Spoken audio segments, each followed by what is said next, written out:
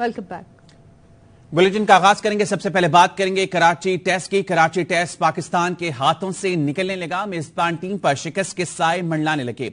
New Zealand की दूसरे test में पोजीशन मजबूत है। 319 रन के हदफ के ताकुब में पाकिस्तान की आधी टीम पवेलियन लौट गई। आखिरी दिन पहले सेशन में इमामुल हक, बाबर आजम, शान मसूद की अहम विकेटें गिर गईं।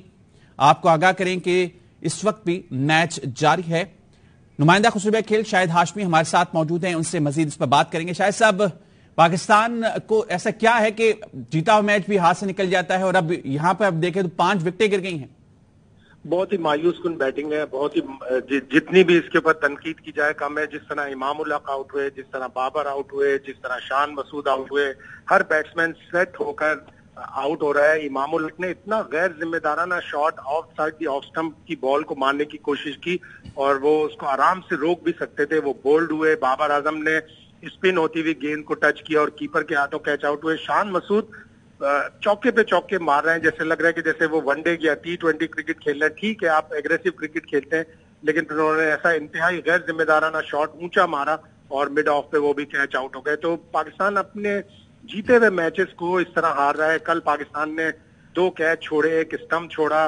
न्यूजीलैंड को पहली इनिंग्स में 104 रन की आखिरी विकेट की शराकत दे दी। तो पाकिस्तान बिल्कुल तो शायद इनको कोई गाइड करने वाले तो होगा ना। कोच की जिम्मेदारी है कि किस तरीके से खेलना है, क्या स्ट्रेटेजी होनी चाहिए। आखिरी दिन है, इतना हदफ दिया हुआ है। कोच ने तो पहले भी कुछ नहीं किया। 20 लाख रुपए वो तनख्वाह ले रहे हैं। उनकी तो कारकर्दगी पर बहुत सवालिया निशान है। शॉन टेट जो बॉलिंग कोच है, उनकी कारकर्दगी पर सवालिया निशान है। और फिर जब वो प्रेस कॉन्फ्रेंस में आते हैं तो अजीब व गरीब बदतमीजी के स्टाइल से बातें करते हैं, रूड मैनर में बात करते हैं और साहब इस तरह के जवाब देते हैं।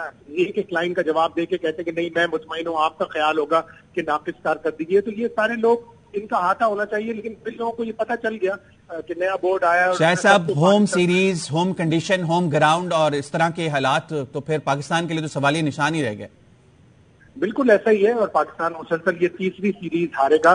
बचाया जा सकता है टेस्ट मैच, ऐसा नहीं है। अगर सऊद शकील और सरफराज बैटिंग करे, दिफाई बैटिंग करे, लेकिन टेस्ट मैच बचाना इतना मुश्किल नहीं होता। ड्रॉ कर सकते हैं ये टेस्ट मैच, लेकिन इस पाकिस्तान टीम से उम्मीद नहीं है। बहुत शुक्रिया शाहिद हाशमी साहब।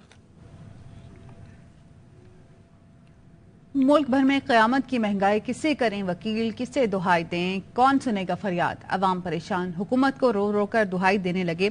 कहते हैं कुछ ना दो, कम से कम सस्ता आटा तो दे दो।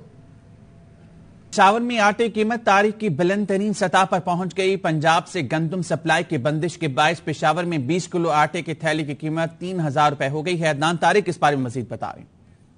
की सबसे बड़ी गला मंडी रामपुरा गेट में इस वक्त मैं मौजूद हूं, जहां पर सुबह की तारीख में पहली बार जो है वो आटे की कीमत जो है वो बुलंद तरीन सतह पर पहुंच गई।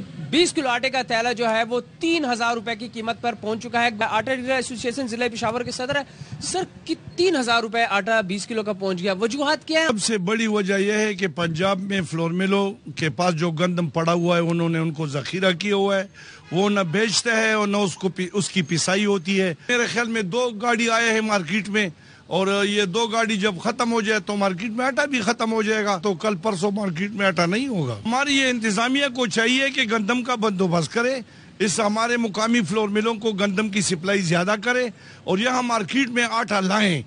30 तेले से 10 किलो वाला 30 तेले यहाँ पर भेजते, तो 30 थैले किस किस को हम देंगे? दाना झगड़े होते हैं और मेरे ख्याल में ये दुकानदार भी इनकारी हो चुके कि हम नहीं लाते। आटे की कीमतें क्या क्या है इस वक्त?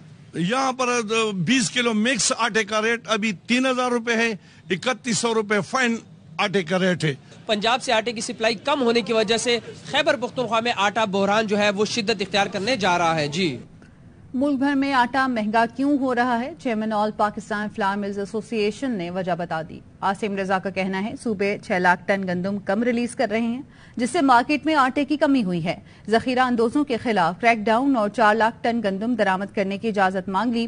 कहा दरामदी गंदम 3300 से 3500 रुपए फी मन पड़ेगी। सिर्फ 1.5 महीना या 2 महीने बाकी पिछले साल जो इशू कर रहा था वो 10 से 11,000 टन, इस टाइम पे 7,000 टन इशू हो रहा है। पंजाब 21,500 टन इशू कर रहे हैं, जबकि पिछले साल पंजाब का इशू 27,000 टन। केपीके में चला गया तो केपीके 10,000 टन इशू कर रहा है, इस टाइम पे केपीके 5,000 टन इशू कर रहा है। अगर किसी के पास गंदम नहीं होगी तो वो तो मार्केट से डिमांड करेगा। گندم بھی جس کے پاس پڑی ہے وہ اپنی مرضی کا ریٹ لے رہا ہے. جب اپنی مرضی کا ریٹ لے گا تو فلور ملر نے تو لے کے بینک کر کے مارکیٹ میں دینا ہے. اس کے اندر اوپن مارکیٹ میں جن کے پاس اسٹاکس ہے یا تو گورنمنٹ کریک ڈاؤن کرے ان کا کہ ہمیں 3 لاکھ ٹن گندم امپورٹ کرنے کی اجازت دیتے ہیں 22 اگر گندم آئے گی تو وہ 33 سے 3500 روپیہ پڑے گی ہمیں. کریڈٹ کارڈ سے ادائیگیاں اب اوپن مارکیٹ ڈالر ریٹ پر ہوں گی. نجی بینکوں کا اعلان. بینکوں کی جانب سے جاری اعلامیے میں کہا گیا ہے کہ کریڈٹ کارڈ پر بیرونی ملک سے خریدی گئی اشیاء کی ادائیگیاں اوپن مارکیٹ ریٹ پر کی جائیں گی. خریداری کے وقت اوپن مارکیٹ میں جو ریٹ ہوگا وہی چارج کیا جائے گا. میزان بینک, HBL اور اسٹینڈرڈ چارٹرڈ بینک کی جانب سے باقاعدہ یہ اعلان کر دیا گیا ہے. مشکل معاشی صورتحال میں پاکستان کے بینکوں کی جانب سے یہ اعلان سامنے آیا. ماہر معیشت مزمل اسلم ہمارے ساتھ موجود ہیں, ان سے بات کریں گے. مزمل صاحب, مشکل معاشی حالات ہیں, پاکستان کے بینکوں کی جانب سے یہ اعلان کیا گیا ہے کہ کریڈٹ کارڈ کی بیرون ملک ادائیگیاں اب اوپن مارکیٹ ڈالر ریٹ پر ہوں گی. کیسے دیکھ رہے ہیں آپ اس فیصلے کو؟ دیکھیں جی, فیصلے تو جو ہیں جس طریقے سے ہو رہے ہیں اور جس طریقے سے پینک کھلا رہے ہیں, تو سب سے پہلی تو بات میں یہ کہوں گا کہ جو آپ نے بھی خواجہ آصف کا بیان چلایا, انٹرویو چلایا ہے, یہ اسحاق ڈار کو بھیج دیں. اسحاق ڈار کہتے تھے کہ جی یہ جو ہے اپوزیشن والے مایوسی پھیلا رہے ہیں, تو یہ ان کو بھیج دیں ذرا کہ یہ آپ کے وزیر دفاع کا بیان ہے اور وہ کہہ رہا ہے کہ جی ملک بلیک آؤٹ کر دوں گا, کارخانے بند کر ہو جائیں گے, دکانیں بند ہو جائیں گی, بجلی ملک میں ختم ہو جائے گی. اور وہ اقرار کر رہا ہے کہ جی میرے پاس پیسے نہیں ہے, ملک کے پاس پیسے نہیں ہے امپورٹ کرنے کے. اسی بات سے آپ سمجھ لیں کہ پھر جب پیسے نہیں ہے تیل امپورٹ کرنے کے, تو کریڈٹ کارڈ کی پیمنٹ کے پیسے کہاں سے آئیں گے؟ بینکوں کے پاس بھی نہیں ہے. اور بینک جو ہیں جب وہ اوپن مارکیٹ سے لینے جا رہے ہیں ڈالر, تو اوپن مارکیٹ میں اور بڑھ رہا ہے. آپ کی اطلاع کے لیے عرض ہے, آج اوپن مارکیٹ اور جو ہے انٹر بینک مارکیٹ میں 40 روپے کا فرق آ گیا, یعنی کہ 17.5% اضافی جو ہے اوپن مارکیٹ میں ریٹ ہے. اسحاق ڈار صاحب اتنی کون سے جو ہے دنیا میں بیٹھے ہوئے ہیں, اور مجھے نہیں سمجھ آ رہا کہ یہ جو ان کے باسز ہیں اوپر, وزیر اعظم شہباز شریف, نواز شریف, آصف علی زرداری اور یہ جو ہے فضل الرحمان صاحب, یہ اب کس طرح مطلب ان کو آپریٹ کرنے کی اجازت دے رہے ہیں, اور اس کے اوپر پھر ادارے اس طرح اگر یہ کرنے جا رہے ہیں تو یہ ملک ایک بہت بڑے بحران کی طرف جانا شروع ہو گیا. میں آپ کو ایک بات بتاؤں, ابھی میں نے ٹویٹ کی ہے, مجھے کسی نے کہا ہے کہ اسٹیٹ بینک نے کھانے کے گھی کو بھی اسینشل پیمنٹ سے نکال دیا ہے, اور اب کھانے کا گھی بھی جو ہے اس کی LCM بھی جیسے دوسرے کام مال کی لائن پہ لگی ہوئی ہے اس طرح لائن پہ لگ گئی ہیں. ایک دن میں 27 روپے گھی کے ریٹ کا فی کلو فرق آ گیا, اور آنے والے دنوں میں کہہ رہے ہیں کہ بہت بڑی شارٹیج ہو سکتی ہے, اور رمضان بھی 2 مہینے بعد. لیکن اسحاق ڈار صاحب تو کہہ رہے ہیں کہ 1 سال میں معاشی حالات بہتر کر دیں گے, انہوں نے دعویٰ کیا ہے.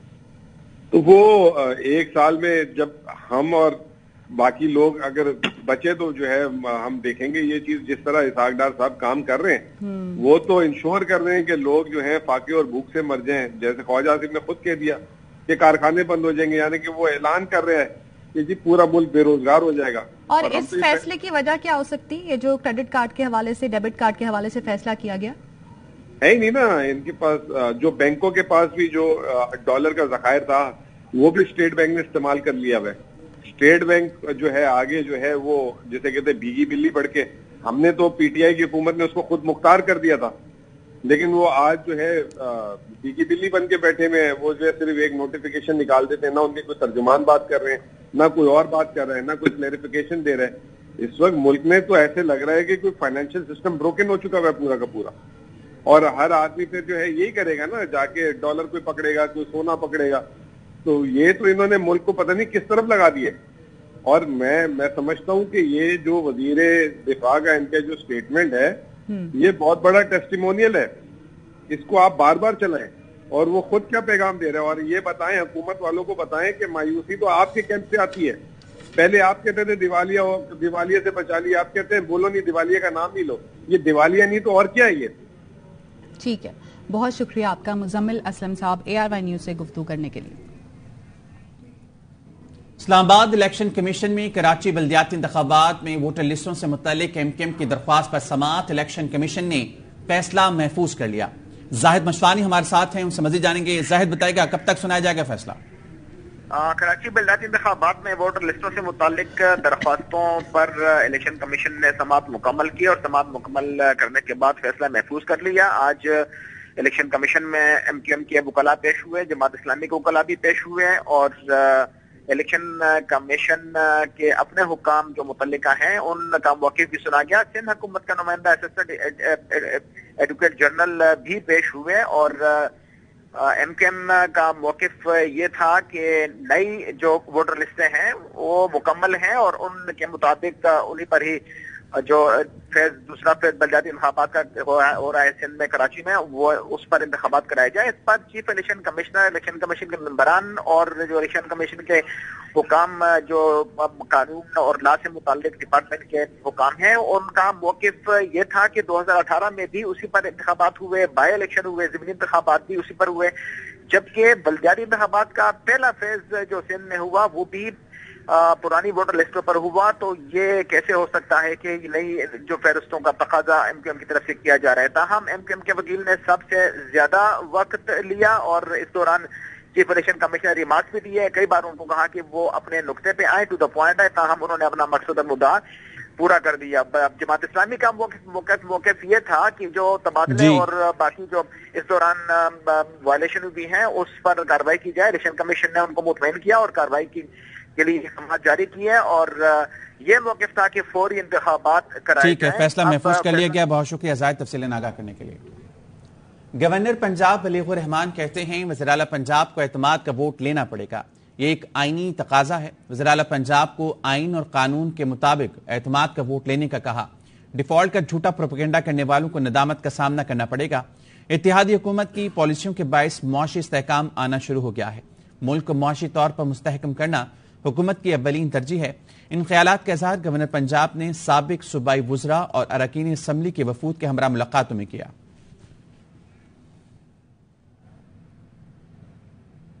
ڈی پی او گجرات پرویز الہی پنجاب کے قریبی ہیں. ڈی پی او کو عہدے پر نہیں ہونا چاہیے. مونس الہی سے ان معاملات پر بات ہوئی ہے, وہ باہر ہیں. انہوں نے کہا کہ وہ اس معاملے کو دیکھیں گے. پی ٹی آئی رہنما فواد چودھری کی پروگرام سوال یہ ہمیں گفتگو آنے کے بعد سے پرویز الہی صاحب سے آپ کی بات ہوئی کہ ایٹ لیسٹ یہاں سے جب تک انکوائری مکمل نہیں ہوتی ان کو عہدے سے تھوڑی دیر کے لیے ہٹا تو دیا جائے نا. ان کو عہدے پہ رکھنا درست نہیں ہوگا, کوئی شبہ نہیں ہے. وہ جو ڈی پی او ہے وہ پرویز الہی صاحب کے قریبی ہیں. گجرانوالہ کی جو پولیس ہے وہ بھی ان کے قریبی ہے. ہمارے وہ اتحادی ہیں. ہم نے یہ جو سوالات آپ کہہ رہی ہیں یہ سارے سوالات ان کے سامنے رکھے ہیں. میری مونس صاحب سے بات ہوئی ہے اور ساری جو صورتحال ہے وہ ان سے ڈسکس بھی ہوئی ہے. باہر ہیں, وہ کہتے ہیں میں اس کو کرتا ہوں. یہ بتانا چاہتا ہوں کہ آئی جی ہیں اس وقت کے, ان کو پھر فوری طور پہ یونائٹڈ نیشن بھیج دیا جاتا ہے. اب وہ $30,000 ماہانہ تنخواہ کے اوپر ملازم ہے اور انہوں نے روکا تھا فورینسک کرانے سے, انہوں نے روکا تھا سی ٹی ڈی کو, انہوں نے روکا تھا ایف آئی آر ہونے سے. سندھ کابینہ کا بلدیاتی کونسل سے متعلق فیصلہ. صوبائی کابینہ نے بلدیاتی کونسلرز کے لیے مخصوص نشستوں کی منظوری دے دی ہے. سندھ کابینہ کے مطابق یہ مخصوص نشستیں 6 کیٹیگریز کے لیے ہیں. خواتین, نوجوان, مزدور, کسان, غیر مسلم, خصوصی افراد, مزدور, ٹرانسجینڈر شامل ہیں. سندھ کابینہ نے تخفیف غذائیت پروگرام کا کنٹرول PPHI کو دینے کی منظوری بھی دے دی.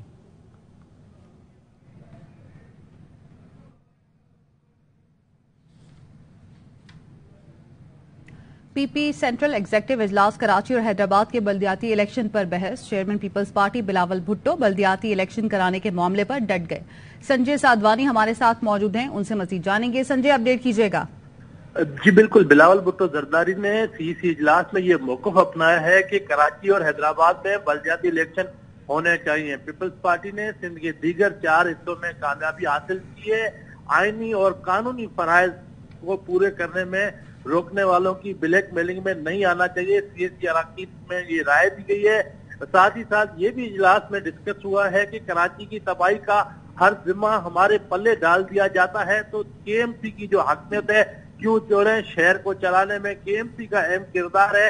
تو کے ایم سی کے میئرشپ اور حیدرآباد کی میئرشپ حاصل کرنے کے لیے اس اجلاس میں یہ فیصلہ کیا گیا ہے کہ ہر سطح پر مہم چلائی جائے گی. کراچی کی جو پختون آبادی میں جو یونین کمیٹیز ہیں وہاں پر پیپلز پارٹی KPK کے رہنماؤں کو بلا کر مہم چلانے کی ہدایت دی گئی ہے. اور ساتھ ہی اجلاس میں یہ بھی فیصلہ کیا گیا ہے, پیپلز پارٹی کی CEC نے مشترکہ فیصلہ کیا ہے کہ کسی کی بھی ایم کیو ایم کی بلیک میلنگ کے بجائے ایم کیو ایم اگر اتحاد میں ساتھ دیتی ہے تو ساتھ چلا جا سکتا ہے. بہت شکریہ آپ کا اپڈیٹ کرنے کے لیے.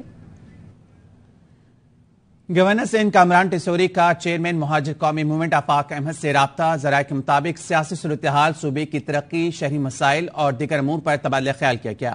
گورنر سندھ کامران ٹیسوری اور آفاق احمد کے درمیان آج ملاقات ہوگی۔